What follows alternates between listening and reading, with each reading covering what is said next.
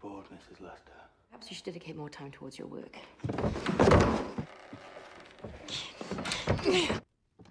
What do you want?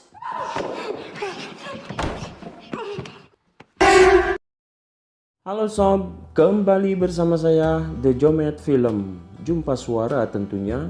Bagaimana kabar kalian hari ini sob? Apakah sehat-sehat saja? Dan bagaimana lebarannya? Lancar dan banyak duit untuk dibagikan ke tetangga sebelah? Ya kalau tidak, semoga saja lebaran tahun depan kalian semua banyak duit ya. Amin. Kali ini The Jomet Film akan merangkum sebuah alur yang diberi judul Lady Macbeth. Ya, itu judulnya. Film ini mengisahkan tentang nyonya muda yang begitu cantik dan segar, Catherine namanya. Namun sungguh sangat disayangkan mempunyai istri yang begitu aduhai. Akan tetapi si Lester ini sering mengabaikannya begitu saja, entah apa sebabnya. Oke sob, biar tidak terlalu panjang lebar di awal dan biar juga tidak penasaran, mari kita langsung buka layar tancapnya dan jangan lupa ngeliat dulu sob.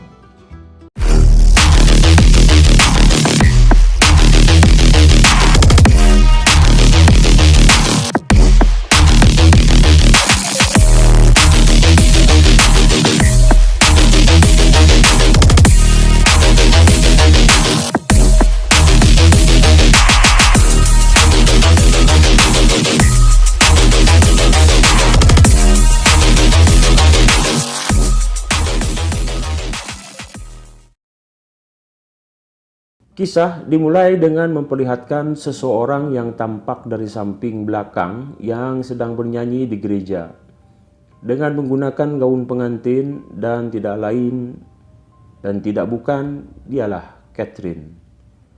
Rupa-rupanya saat itu Catherine sedang menikah dengan pria yang kaya raya itu yang bernama Lester. Ini cucungiknya. Lalu setelah usai acara pernikahan itu, malam hari pun tiba. Terlihat Catherine sedang diganti gaun pengantinnya dengan gaun malam oleh pembantunya yang bernama Anna. Ini cucungiknya. Yang sudah pasti si pembantunya menggantikan dengan gaun malam terbaik dan terseksi untuk menyambut suaminya di malam pertama. Lalu Catherine pun sudah berada di kamarnya, sedang menunggu sang suami masuk ke dalam kamar.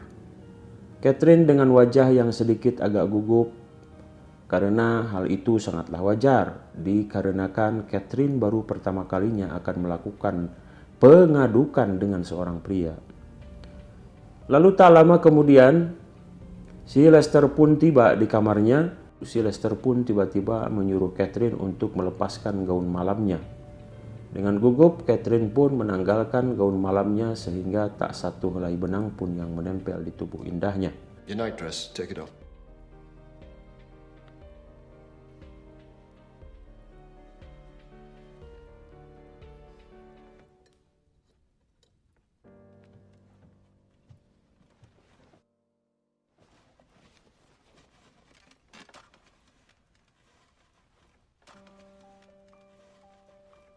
Sobat akan dibuat kaget setelah mereka berdua. Si Catherine pun malah ditinggal tidur sendirian dan berdiri tanpa ada ucapan sepatah kata pun dari si Lester. Entah apa maksud dari si Lester membiarkan istrinya si Taranjang sendirian. Lalu di keesokan harinya suami pun sudah tidak ada di tempat tidurnya. Terlihat pembantu membuka jendela dan membangunkan Catherine untuk segera membersihkan diri dan bersiap-siap untuk supaya tetap cantik dan segar di saat suaminya pulang ke rumah. Catherine pun menunggu dan duduk di sofa sampai berjam-jam, namun suaminya pun tak kunjung tiba. Singkat cerita, siang pun berlalu, malam pun poek. Ketika tiba saatnya makan malam, Catherine pun masih harus terus menunggu suaminya duduk di kursi makan. Karena sang suami tengah asik mengobrol sambil berdiri dengan teman-teman ayahnya. Sehingga saat kejenuhan Catherine pun memuncak, ia pun memberanikan diri untuk pamit masuk ke kamar. You're very tired lately. You will wait up for your husband. I am perhaps a little overtired this evening. You will wait up, Catherine. I will try, sir. Dan tidak cukup sampai di situ saja. Saat waktu tidur pun tiba, Catherine masih harus tetap menunggu. Tidak boleh tidur kalau suaminya belum masuk kamar. I'm awake. Stop staring, Anna. Dan pan si koplok. Lester. Lalu tidak lama suaminya pun masuk kamar, langsung menyuruhnya untuk berdiri. Stand! Leave. Stop smiling. Take your night dress off. Alangkah gobloknya si Lester malah sampai cerot sambil menatap tumbuh indahnya si Catherine. Sekali lagi sob, sakit memang orang ini. Koplak udah bugil tinggal sikat, malah kocok cabunnya gablek. Face the wall!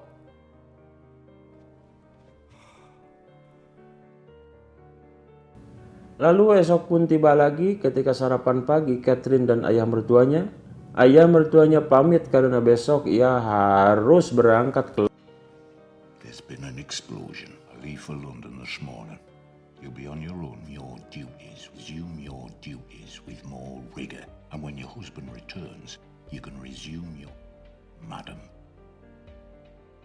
Begitulah keadaan Catherine setiap hari, sehingga sesekali ia keluar untuk menghirup udara segar dan pemandangan yang indah. Setelah pulang, ia pun harus kembali menunggu suaminya. Ya, entah kapan ia akan datang. Setiap hari menunggu dan menunggu, makan dan makan, tidur dan tidur. Ia kembali harus menunggu suaminya dan kembali ia harus tertidur di atas sofa sampai siang hari. Saat terbangun, ia melihat seorang pria berlari, lalu dirasa ada yang aneh. Catherine pun mengikuti si pria itu. Dan ternyata si pria itu adalah tukang kebunnya yang bernama Sebastian. Ini cucungiknya.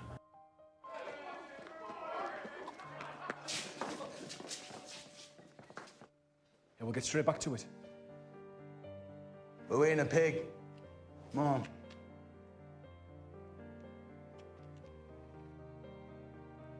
We're in a sow, to be precise. Sow. As you see. I said take her down. Take her down. Face the wall.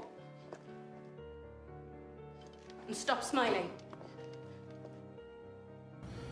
Mereka dengan kawan-kawannya sedang melecehkan Anna, pembantunya, dengan mengatakan ini waktu istirahat dan kami sedang menimbang babi betina. Begitu ujarnya. Setelah ketahuan oleh Catherine, lalu Catherine pun menyuruhnya untuk menurunkan Anna. Lalu Catherine berkata kepada tukang kebun persis sama apa yang dikatakan oleh suaminya kepada Catherine. Menghadap ke tembok dan berhenti tersenyum. How much would I weigh?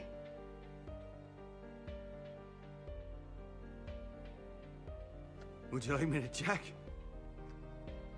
Guess.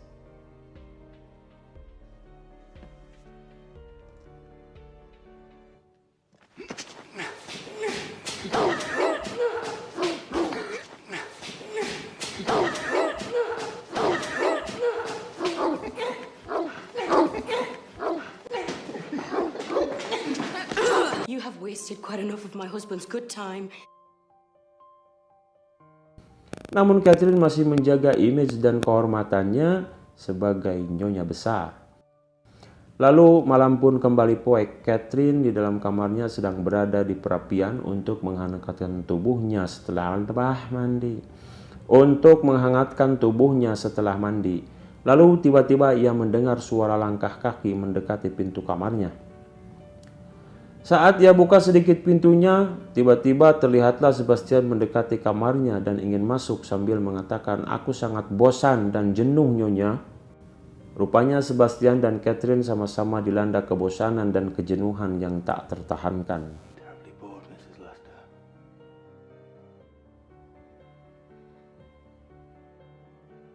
Perhaps you should dedicate more time towards your work.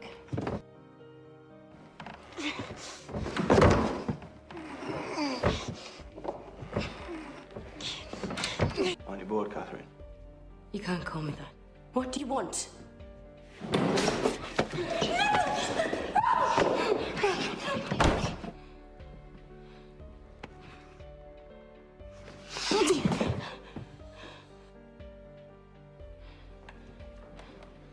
Akhirnya jinak-jinak merpati sob.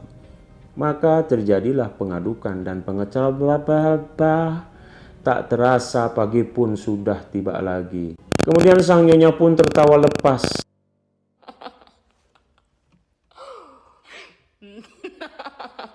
Karena beban kebosanan dan kejenuhan sudah terlampiaskan pada si tukang kebun, yaitu Sebastian. Lanjut.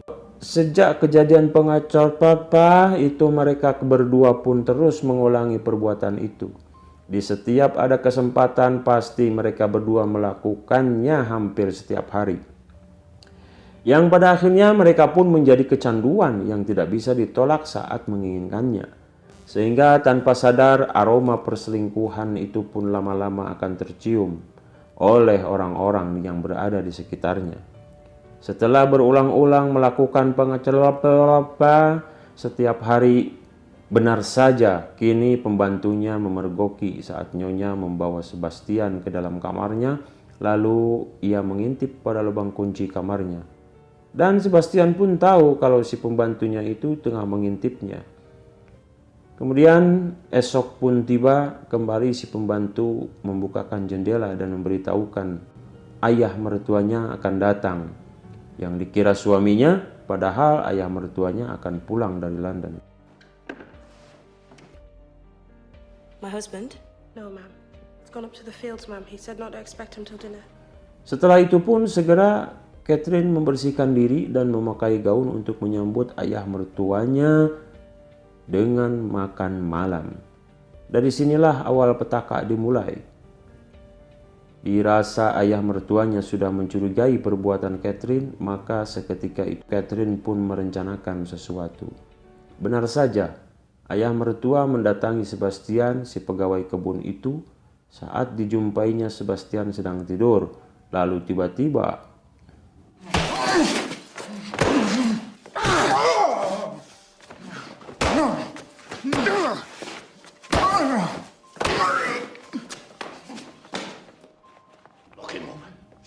dan si ayah mertua pun langsung menyuruh anak buahnya untuk mengurungnya. Catherine pun langsung mengetahuinya apa yang terjadi pada Sebastian. Maka Catherine pun mendatangi ayah mertuanya untuk melepaskan Sebastian. Sontak dari situ pun si ayah mertua semakin yakin dengan dugaannya kalau menantunya itu sudah melakukan perselingkuhan dengan Sebastian. Let him out. You are entirely without. Where is he? He has made that impossible. Dasar kau wanita hina. Maka ditamparlah si Catherine. Setelah kejadian itu pun Catherine malah semakin berambisi untuk melakukan rencana tersebut. Entah rencana apa yang akan dilakukan oleh Catherine. Esok pun tiba lagi sob. Sarapan pagi pun sudah disediakan oleh si pembantunya. Catherine masih berdiri dan terus meminta kunci di mana Sebastian dikurung. Sementara si ayah mertuanya masih terus ngedumel, gugurutu, menyesalkan apa yang telah dilakukan si Catherine menantunya itu. Tiba-tiba, tanpa sadar Catherine telah berubah menjadi sosok psikopat karena hawa nafsu birahinya. Rupa-rupanya sarapan pagi si ayah mertua sudah dibubuhi racun sob. Dan Catherine dengan santainya membiarkan si ayah mertua kelojotan menggelepar mati keracunan. Wow, sadis. How many sisters do you have? We should... What were the names? I haven't been home in a very long time.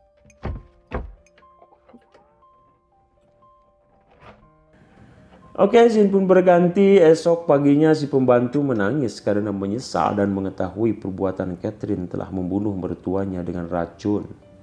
Dalam kematiannya pun Catherine masih sempat melakukan pengecotoran dengan Sebastian. Namun apalah daya, seorang pembantu harus bungkam dan membisu meski menyakitkan. Waktu itu pun acara pemakaman sang ayah mertua dimulai dan Catherine melihat mayat ayah mertua untuk terakhir kalinya. Mereka berdua semakin leluasa dan bebas melakukan pengacara setiap hari. Sehingga pada suatu malam Catherine dan Sebastian kelelahan dan tertidur. Tiba-tiba dia terbangun lalu dikejutkan dengan suara kaki kuda berjalan. Lalu dia bangkit dan melihat keluar dari jendela. Tiba-tiba saja Catherine melihat kuda suaminya sudah terparkir. Itu tandanya suaminya telah pulang.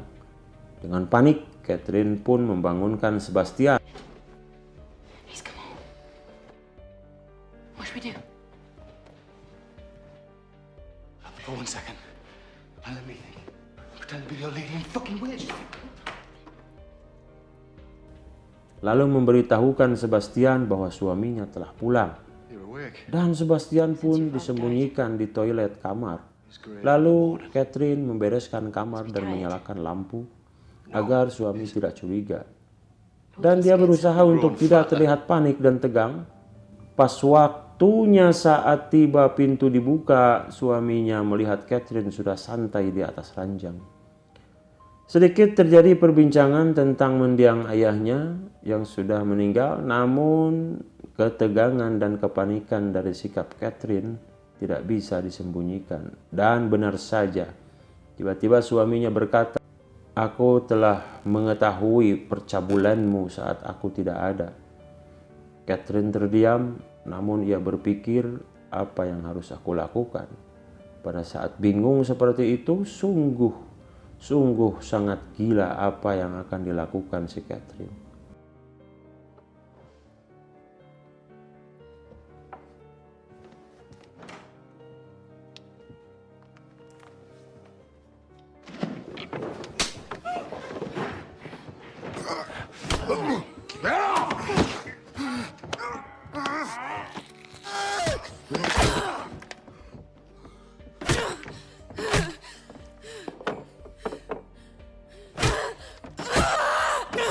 Lalu Catherine sudah kerasukan setan karena kebosanan dan kejenuhan yang dilakukan oleh suaminya. Catherine pun membunuh suaminya sendiri dengan halu apa naon lah tenyaho. Etawelah pokoknya mah. Lalu si suaminya pun mati sob.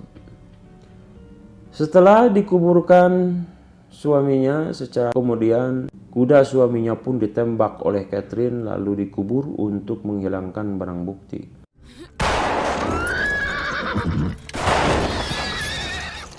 Singkat waktu mereka berdua pun kini menjadi tuan besar dan nyonya besar di rumah itu.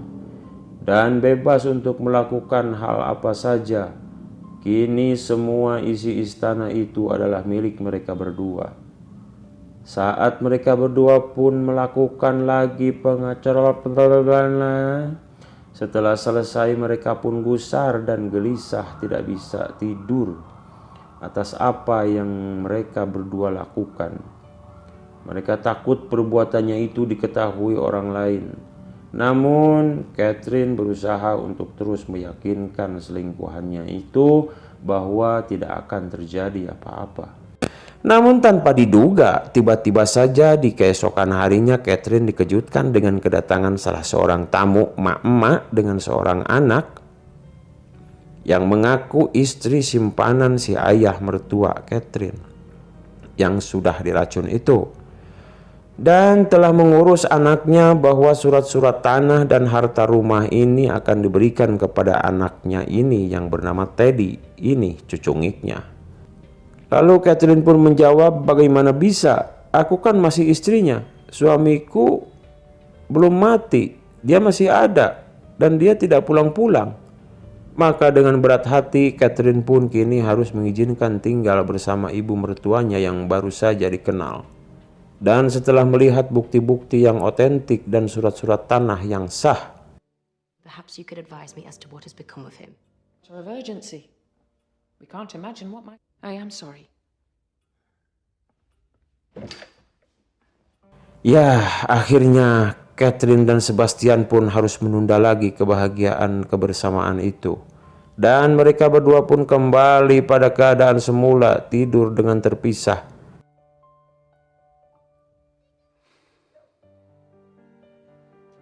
Catherine, can I come?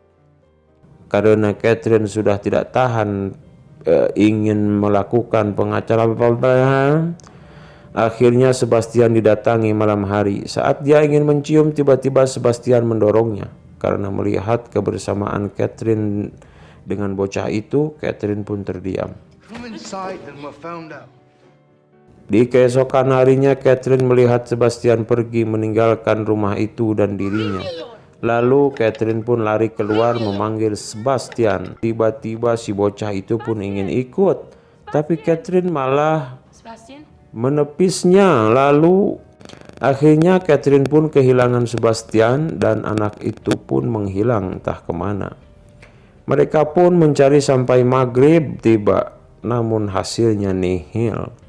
Akan tetapi dalam pelarian Sebastian, secara tidak sengaja Sebastian melihat bocah itu di pinggir sungai. Sempat berpikir Sebastian ingin mendorong bocah itu ke sungai, tapi ternyata Sebastian tidak setega itu. Scene pun berpindah di istana. Tampak mak-mak itu menangis kehilangan anaknya yang bernama Teddy. Saat berbincang dengan Catherine, tiba-tiba Sebastian datang dengan si bocah di pangkuannya yang sudah pingsan dan basah kuyup. Terang saja mereka gembira dan bercampur panik, namun Sebastian kecewa. Saat itu dia malah diusir karena dianggap orang asing yang berani-beraninya memasuki istana ini dan memerintah sembarangan. Sebastian pun pergi, dia malah dituduh telah menculik anaknya dan mencelakainya. Lalu Catherine pun menyusul menemui Sebastian untuk menenangkan Sebastian dan ingin mendengarkan apa yang terjadi sebenarnya. Lalu Catherine pun kembali pada si ibu mertua dan berkata, anak ini hanya pingsan, sebaiknya Anda istirahat saja. Dan si emak-emak itu pun akhirnya tertidur sebentar. Namun setelah itu si Catherine ternyata telah membuat rencana dengan Sebastian untuk membunuh anak itu. Akhirnya anak itu pun dibekap oleh Catherine sampai kehabisan napas dan Sebastian memegang kedua kakinya. Pada akhirnya bocah itu pun mati, sob.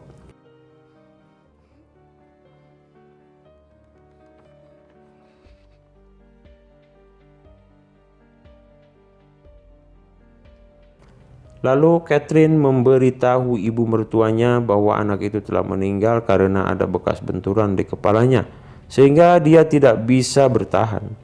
Aku sudah berusaha menjaganya, sehingga dengan kejadian ini ternyata menimbulkan kecurigaan. Could you been asleep? Might someone have taken the opportunity? There were bruises From the waterfall. Dipanggillah si dokter untuk memastikan bahwa anak itu meninggal karena apa. Akhirnya dokter mengatakan kematiannya ada yang membunuh dengan cara membekap sampai kehabisan napas. Lalu di kepalanya ada memar. Lalu si emak-emak mengarahkan pandangannya pada Catherine. Dengan tenang Catherine menjawab dan mengelak dari tuduhannya.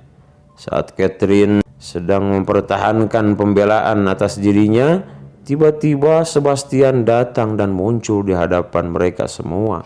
Akhirnya Sebastian membeberkan semua kejahatan Catherine yang telah membunuh mertuanya dengan racun dan suaminya dan sekarang anak itu. Itu semua dilakukan agar kita bisa bersama-sama. Dengan santai Catherine menjawab, He's lying.